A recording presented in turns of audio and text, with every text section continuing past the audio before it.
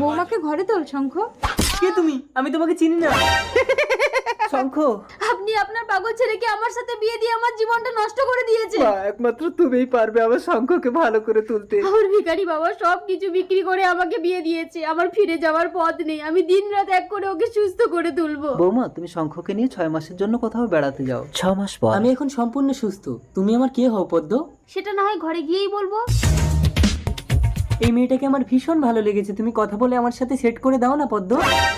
ওই মেয়েটা কি করবে শঙ্কর? তুমি কি চাইছো আমাকে বলো না, আমি তোমাকে দেবো। তার মানে তুমি আমাকে পাওয়ার জন্য আমার সেবা করছো? শঙ্খ, শঙ্খ, আমি যে কোনো ভাবে ওকে তোমার কাছে এনে দিচ্ছি। শুনুন।